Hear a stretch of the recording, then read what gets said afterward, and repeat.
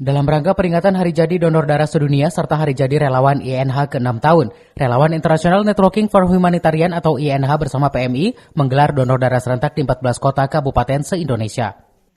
Rangkaian peringatan Hari Jadi Donor Darah Sedunia, Relawan International Networking for Humanitarian atau INH menggelar donor darah serentak di 14 kota kabupaten se-Indonesia.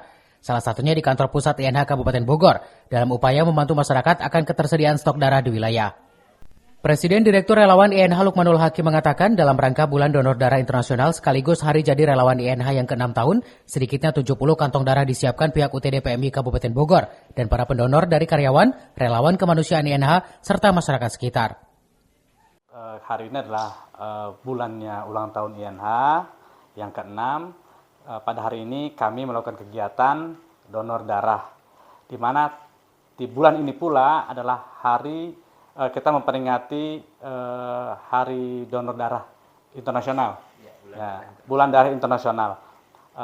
Program ini alhamdulillah kita juga mengajak seluruh masyarakat di sekitar, seluruh staf-staf INH dan seluruh relawan yang tergabung di INH dalam rangka membantu pemerintah yang bekerja sama dengan Palang Merah Indonesia Kabupaten Bogor.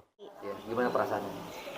Excited, deg-degan, soalnya pertama kali, soalnya kemarin-kemarin itu gagal terus kan, karena HB-nya rendah, jadi karena deket sekalian aja.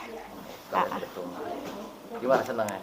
Senang sih, biar bisa darahnya saya bermanfaat buat orang-orang, walaupun sedikit. Diharapkan dengan diadakan donor darah di tiap wilayah di Indonesia bisa membantu kesediaan stok darah PMI dan membantu masyarakat yang membutuhkan. Dari Kabupaten Bogor, Suhanda Abriji melaporkan.